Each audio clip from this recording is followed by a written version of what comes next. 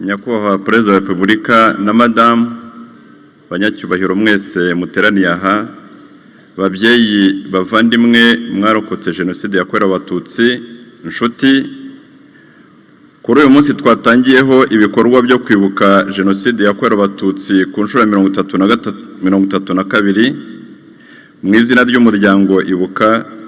Ndagira ngo mbanze mbakomeze by'umwihariko mwebwe mwarokotse Jenoside mukabura ababyeyi, abavandimwe n'inshuti bishwe urw'agashinyaguro bazira kwitwa Abatutsi. Ndagira ngo kandi Nyakubahwa Perezida wa Repubulika mbashimire cyane uyu mwanya mugenera umuryango Ibuka ngo ugeze ubutumwa ku Banyarwanda n'inshuti zacu, nk'uko nabo baba biteguye gufata mu mugongo abarokotse Jenoside yakorewe Abatutsi.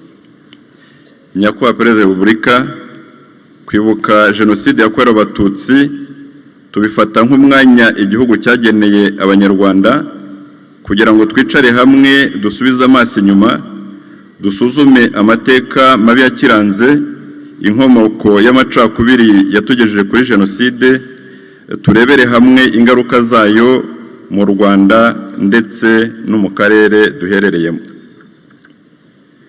By'umwihariko ni umwanya wo kwegera abarokotse Jenoside yakorewe Abatutsi kubera ibikomere yabasigiye ku mubiri, mu mitekerereze no ku mutima.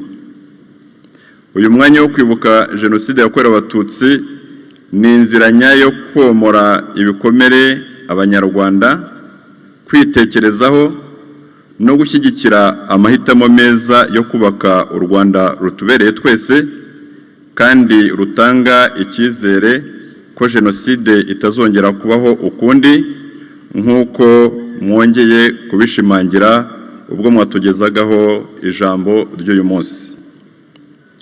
Urugendo abarokotse Jenoside yakorewe Abatutsi twakoze muri imyaka 32 ntirwatworoheye na gato, rwatubereye umutwaro tutari kwishoboza kubera ubukana bw'ingaruka zikomeye Jenoside yakorewe Abatutsi yasigiye abarusimbutse.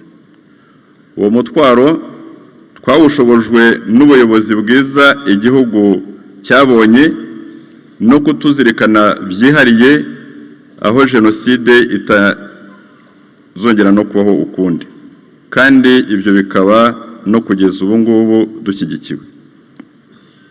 Bityo turashimira uburyo Leta y'Ubumwe bw'Abanyarwanda mubereye ku isonga yatubaye hafi mu ngeri zose z'imibereho yacu ya buri munsi, yaba kubirebana n'umutekano, ubutabera, kugenerwa amacumbi, uburezi, ubuvuzi n'ibindi. Iyo nkunga mwaduhaye Nyakubahwa Perezida wa Repubulika yaturinze guheranwa n'agahinda, iduha guhagarara twemye, dufatanya n'abandi Banyarwanda gusana igihugu. Abarokotse Jenoside bakiri batoya barakuze, bubatse imiryango, barashibuka, none ubu bafite abana n'urubyiruko babereye u Rwanda. Abagizweho ingaruka zidashira nabo igihugu kirabafasha ngo babe mu buzima bubahesha icyubahiro. Muri imyaka 32 ishize hakozwe byinshi mu guhangana n'ingaruka za Jenoside. U Rwanda n'Abanyarwanda bariyubaka ndetse rugarura n'isura nziza rwari rwaratakaje mu ruhando mpuzamahanga.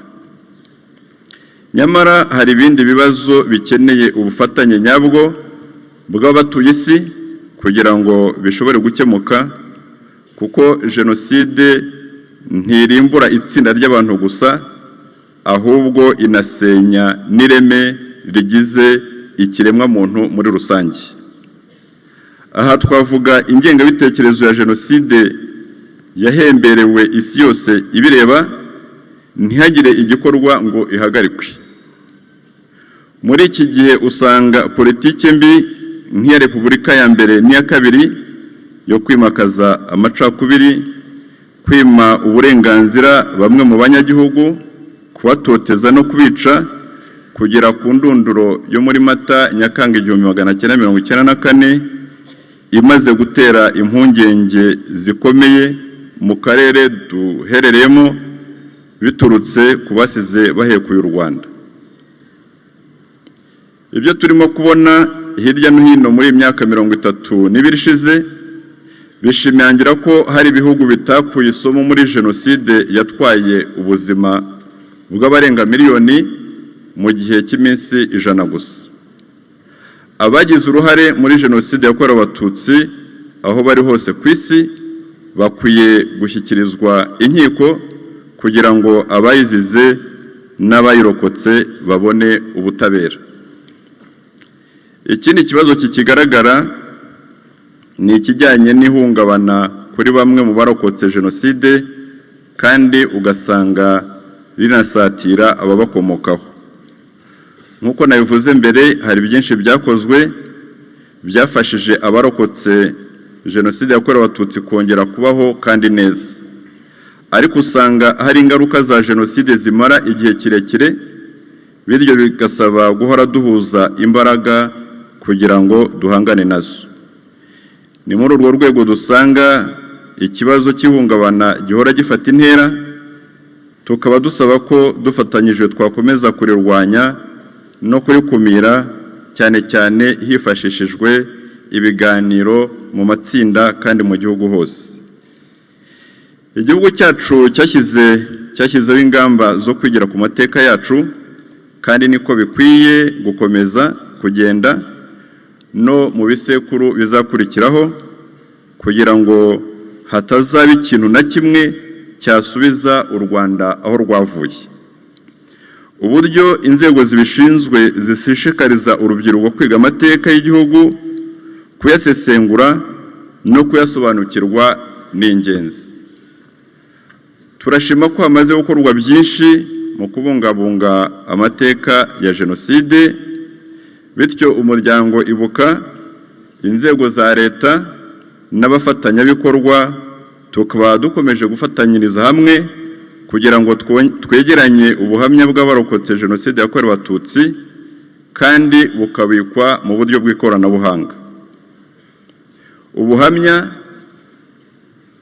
ni kimwe mu by'ingenzi bizadufasha gukomeza guhangana n'ingaruka za jenoside, harimo kurwanya abayihakana n'abayipfobya, ariko cyane cyane kwigisha urubyiruko rw'ejo hazaza.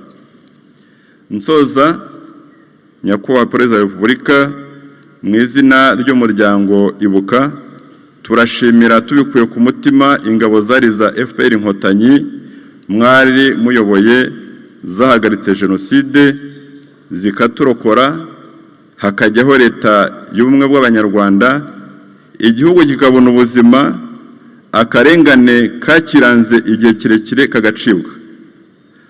Abarokotse jenoside yakorewe Abatutsi bishimira ko umunyarwanda wese afite ubwisanzure n'uburenganzira bwose ku gihugu cye. Naho abahigira ko abagihigira u Rwanda bamenye ko ntacyo bazageraho, kuko ubumwe bwacu tubukomeyeho ku kiguzi icyo ari cyo cyose twasabwa. Murakoze, dukomeze kwibuka twiyubaka.